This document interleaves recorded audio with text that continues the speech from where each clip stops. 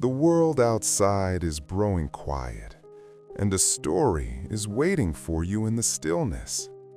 Welcome to Midnight Murmurs Studio, your safe harbor from the noise of the day. Find a comfortable place, close your eyes, and let the story begin. Before our story begins, a gentle reminder for your peaceful rest. For the deepest sleep, it's best to keep your phone at a safe distance from your head. So please take a moment to place your phone on a nearby table or chair. And while it's in your hand for this last moment, a quick tap on like and subscribe becomes a quiet signal to us, a soft murmur in the dark that lets us know these stories are a comfort to you. It's what keeps our studio going. Thank you for that. Now, settle in the old quarter of the city of Highgate, where the buildings were tall and gray, and the people walked with their heads bent against the drizzle, there was a hidden splash of color. Tucked away on the top floor of a narrow brick building was a shop known as the Gilded Hobbyhorse. To reach it, you had to climb 3 flights of creaking wooden stairs. Most adults didn't bother. They were too busy, too tired, or too serious to climb stairs for something as frivolous as a toy. But for those who did, the door at the top opened into a different world. The workshop smelled intensely of cedar shavings, turpentine, and beeswax polish. It was a smell that instantly triggered memories of school pencils and summer projects. The room was a chaotic masterpiece of joy. Shelves lined the walls, crowded with wooden soldiers standing at attention, marionettes hanging by their strings, and hand-carved sailboats waiting for a breeze. The master of this domain was Otto. Otto was a man who looked like he had been carved out of a very happy tree. He was round, with rosy cheeks and a beard that was dusted with sawdust. He wore a leather apron that was a map of paint stains, red, blue, yellow, and gold. Otto didn't make plastic toys that beeped or flashed. He made toys that required imagination. He believed that a toy wasn't finished until a child played with it. But lately, he had noticed that it wasn't just children who needed his help. It was the adults, the ones who had forgotten how to play. It was a late Friday afternoon. The rain was sliding down the attic windows, blurring the lights of the city below. The bell above the door chimed softly as a customer entered. It was a man named Arthur. Arthur was a corporate lawyer. He wore a suit that cost more than Otto's entire workshop. His tie was perfectly knotted. His shoes were polished to a mirror shine, and his face was set in a permanent frown of efficiency. He looked like a man who lived his life in black and white text. Arthur shook his umbrella, looking around the cluttered shop with a mix of confusion and disdain. He checked his watch. "I need a gift," Arthur announced, his voice clipped and professional. "My nephew is turning 7. I need something educational, something that will help his development. and I am in a hurry." Otto looked up from his workbench where he was painting the wing of a wooden duck. He smiled, his eyes disappearing into crinkles. "Educational?" Otto repeated softly. "Or magical? There is a difference, sir." "Just a toy," Arthur sighed, tapping his foot. "A puzzle, perhaps, or a chess set, something serious." Otto put down his paintbrush. He wiped his hands on a rag. He studied Arthur. He saw the tension in the man's jaw. He saw the way Arthur stood, rigid, guarded, as if he were preparing for a fight. He saw a man who hadn't smiled properly in a decade. "I do have chess sets," Otto said, walking around the counter. "But I don't think that is what you are looking for. You are looking for something to give a child, but you are looking through the eyes of a tired adult." "Keep the pardon. I beg your pardon. I know exactly what I am looking for. Efficiency." Otto ignored the comment. He reached into a bin of raw wood scraps. He pulled out a block of basswood. It was pale, smooth, and rectangular. It was nothing special, just a lump of wood. "Here," Otto said, placing the block in Arthur's hand. "What is this?" Arthur looked at it. "It is a piece of wood?" Otto shook his head. "No, look closer. What could it be?" Arthur stared at the block. He felt foolish. He was a busy man, a successful man. He didn't have time for riddles. "It's wood," he repeated. "It's fuel for a fire or a paperweight." "It is a boat," Otto whispered, "or a bird, or a dragon sleeping in a cave. It is whatever you give it permission to be. But right now, it is trapped. It is trapped inside the square edges, just like, well, just like many people I know." Arthur started to hand the block back. "I don't have time for this. Just sell me the chess set." "No," Otto said gently, refusing to take the wood. "I will not sell you a chess set today. The chess set is rules. It is logic. You have enough logic in your life, Arthur. What you need, and what your nephew needs, is to create." He gestured to an empty stool at the workbench. "Sit," Otto invited. "I can't," Arthur protested. "I have a dinner reservation." "The dinner can wait," Otto said. "The rain is heavy. The traffic is bad. Stay for 10 minutes. Help me free the dragon from the wood. If you don't like it, I will give you the chess set for free." Arthur looked at the door. He looked at the rain. He looked at the old man's kind, expectant face. The offer of a free, expensive chess set was logically appealing. "Fine," Arthur grumbled. 10 minutes. But I am not an artist. I can't carve." "You don't need to be an artist," Otto smiled. "You just need to have hands." Arthur sat on the stool.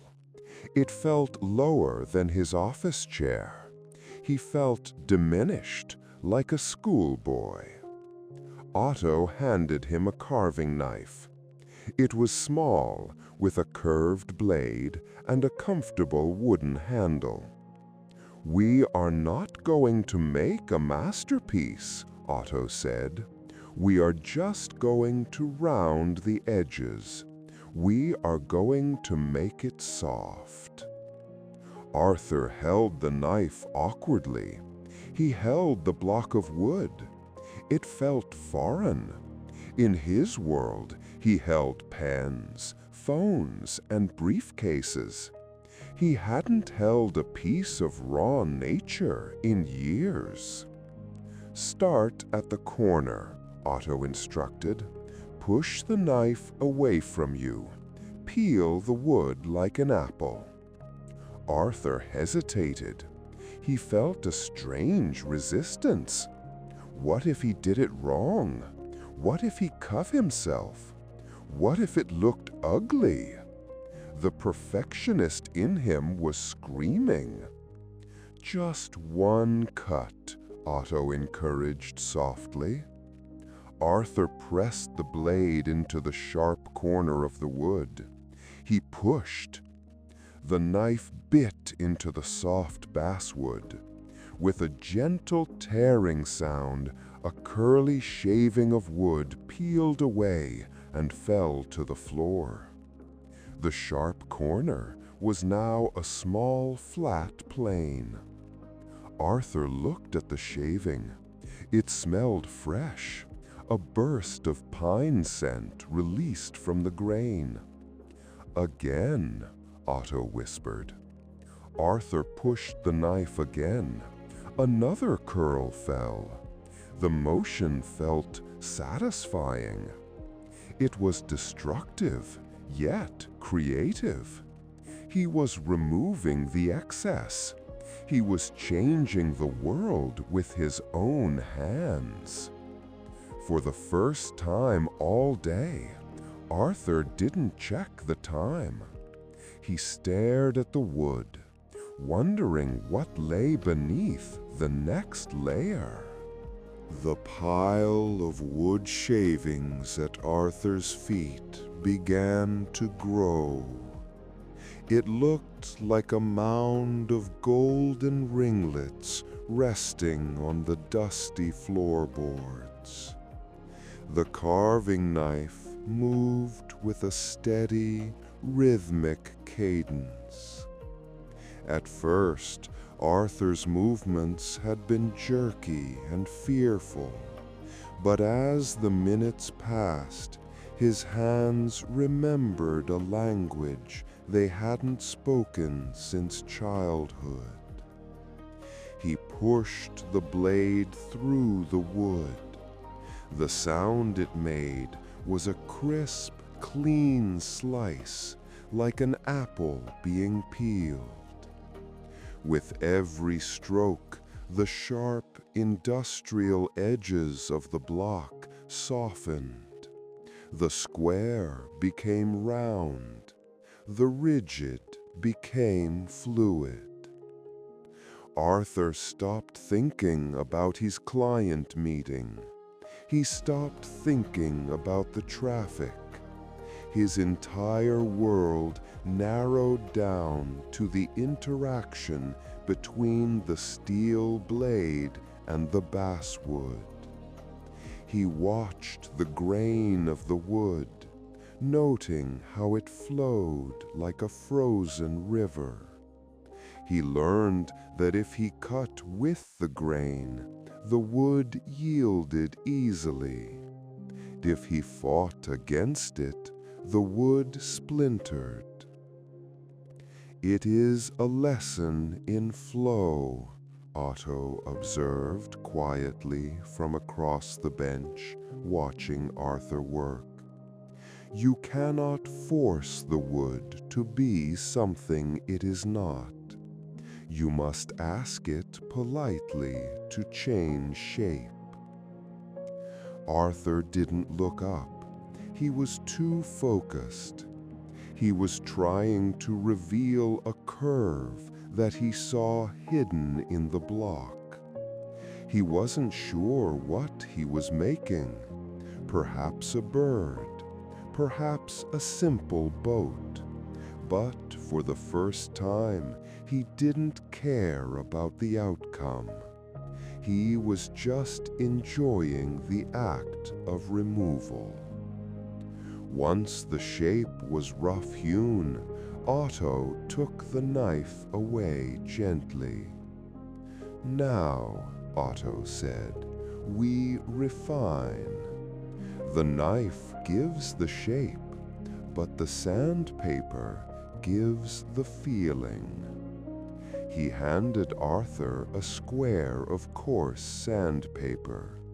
It felt gritty and rough against Arthur's smooth, manicured fingertips. "Rub it," Otto instructed, "with the grain, back and forth. It is a slow process. You cannot rush smoothness." Arthur began to sand. The sound changed. It was no longer the crisp slice of the knife. It was a soft, rhythmic rasping sound. It sounded like dry leaves rustling together, or the distant sound of waves on a pebble beach. As he worked, a fine, pale dust began to rise into the air. It danced in the light of the workshop lamps like magical pollen. The dust settled on Arthur's dark suit sleeves. It dusted his polished shoes. It coated his hands in a layer of soft, velvety powder. Normally, Arthur would have been horrified. He would have brushed it off immediately, worried about the dry cleaning bill. But tonight, he didn't stop. The dust felt good. It felt dry and clean. It smelled intensely of fresh sawdust, a scent that was raw and honest. He ran his thumb over the wood. Where it had been rough and splintery a moment ago, it was now becoming satin smooth. The friction was creating heat. The wood felt warm and alive in his hands. He closed his eyes for a moment, just feeling the texture, letting the repetitive motion of sanding soothe the frantic pace of his mind. Back and forth, rough to smooth, chaos to order. "It is smooth enough," Otto announced, inspecting the piece. "It feels like a river stone. Now we wake it up." He went to a cabinet and pulled out a tray of paints.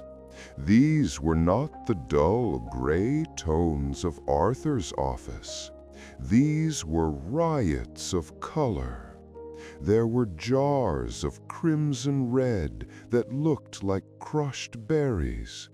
There was a cobalt blue that looked like the summer sky. There was a sunflower yellow that seemed to radiate its own light. Otto placed a selection of brushes on the table. Some were thick for covering large areas. Others were fine as a single hair for details. "Paint," Otto said. "Don't plan it. Just dip the brush and see what happens." Arthur hesitated again. The blank, smooth wood was perfect.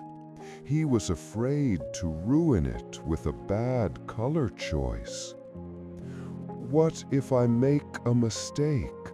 Arthur asked, his voice low. "There are no mistakes in this shop," Otto smiled. "Only unexpected patterns. If the red drips, turn it into a flower. If the blue smudges, make it a cloud." Arthur picked up a medium brush. He dipped it into the jar of cobalt blue. The paint was thick and glossy. He lifted the brush, watching the heavy droplet hang from the tip. He touched the brush to the wood. The wood drank the paint greedily. The blue spread across the pale surface, vibrant and shocking. It was a reclaiming of joy. Arthur painted a curve, then a stripe. He didn't know why, but he reached for the yellow next. He painted a bright sun on the side of the object. He forgot that he was a lawyer. He forgot his dignity. He was just a boy with a paintbrush, delighted by the way the colors sat next to each other. The rain continued to drum softly against the roof, sealing the workshop into a cozy, private bubble. Inside, the atmosphere was one of deep, concentrated peace. Arthur worked silently. He leaned over his creation, the tip of his tongue sticking out slightly between his lips in pure concentration, a habit he hadn't had since he was 7 years old. He mixed colors on a wooden palette. He discovered that red and blue made a deep, mysterious purple. He discovered that adding white made the colors look like ice cream. Otto watched him, satisfied. He saw the change in the man's posture. Arthur's shoulders were no longer hunched up to his ears. His breathing had slowed down. The frown lines on his forehead had smoothed out, erased not by a massage, by the simple act of play. Arthur finished a stroke of green and sat back to look at his work.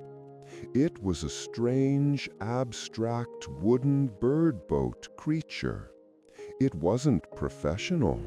It wasn't perfect. It was messy, colorful, and completely unique. And it was the most beautiful thing Arthur had seen in years. He looked at his hands. They were covered in sawdust and smears of bright blue paint.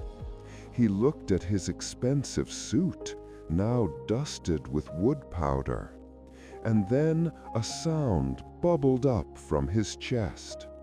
It was a laugh. Not a polite corporate chuckle, but a real, genuine laugh. "I made a mess," Arthur said, beaming at Otto. "Yes," Otto agreed warmly. "A wonderful, glorious mess. And you look much better for it." Arthur realized that for the last hour, his inner child, the part of him that knew how to wonder and create, had been allowed to come out of the basement. And that child was tired but happy. The heavy armor of adulthood had been taken off piece by piece, leaving him lighter, softer, and ready to rest. The paint on the wooden creature was dry to the touch. The bright blues and sunny yellows had settled into the grain of the basewood, looking vibrant against the pale wood. Otto picked up a bottle of linseed oil and a soft cotton cloth. He poured a small amount of the golden oil onto the rag. The smell was rich and nutty, the scent of antique furniture and old libraries. "Allow me to seal it," Otto said gently. He rubbed the oiled cloth over the painted wood.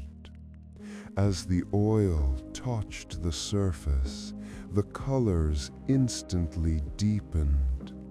The blue became like the ocean. The yellow became like gold. The wood grain, which had been subtle before, popped out in high contrast, showing the natural swirls and knots of the tree. Arthur watched the transformation. The oil didn't hide the mistakes. It didn't cover up the slightly uneven carving marks or the places where the paint had overlapped. Instead, it unified them. It made the object look finished. It made it look loved. "It is done," Otto announced, handing the wooden figure back to Arthur. Arthur held it. It felt smooth, smelling of pine and oil. It was heavy with potential. He thought about the expensive, mass-produced chess set he had intended to buy. That set was perfect, made by machines identical to a million others. But this strange little bird boat was the only one in the universe. It contained his time, his focus, and his joy. "My nephew," Arthur murmured, looking at the toy. "He loves strange things. I think he will like this better than the chess set." "He will love it," Otto confirmed, "because he will feel the hands that made it. Children know the difference between plastic and soul." Arthur stood up from the stool. His legs were stiff, but his mind felt incredibly loose. He looked at his watch for the first time in hours. He had missed his dinner reservation.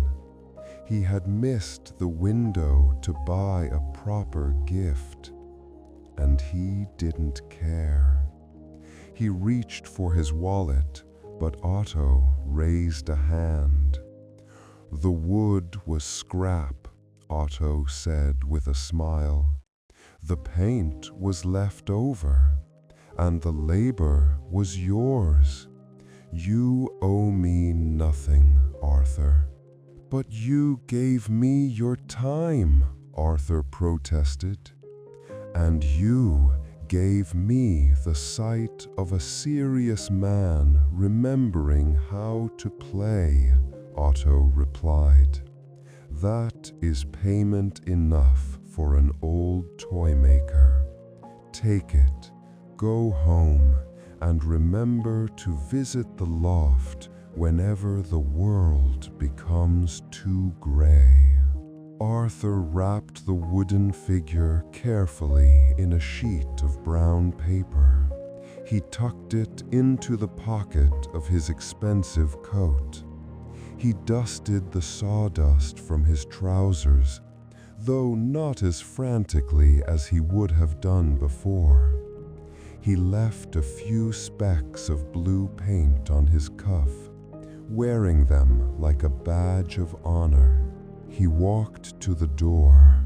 The bell chimed as he opened it, a sweet sound of farewell. Arthur stepped out onto the street. The rain had stopped. The city of Highgate was glistening under the street lamps. The puddles on the sidewalk reflected the neon signs of the shops, turning the gray pavement into a kaleidoscope of colors. Arthur walked towards the train station, but he didn't rush. He didn't check his phone for emails. He noticed the way the light hit the wet bricks. He noticed the smell of damp earth in the park. He felt the weight of the wooden toy in his pocket, bumping gently against his side with every step. It was a grounding weight. It reminded him that he was capable of making something with his own hands. He wasn't just a cog in a corporate machine. He was a creator. He boarded the train. Usually, he would have spent the ride reviewing case files. Tonight, he leaned his head against the cool glass of the window and watched the city lights blur by. He traced the shape of the carving in his pocket with his thumb. Smooth wood, sharp edges softened. He realized he was smiling, a real, quiet smile that reached his eyes. The knot of anxiety that had lived in his stomach for years had unraveled, sanded away by the simple friction of wood and paper. Arthur arrived at his apartment. It was a modern, minimalist space. White walls, glass tables, everything in its place. Usually, it felt cold to him, but tonight he brought warmth into it. He placed the brown paper package on his nightstand. He took off his suit. He went to the sink and washed his hands. The water ran warm over his skin.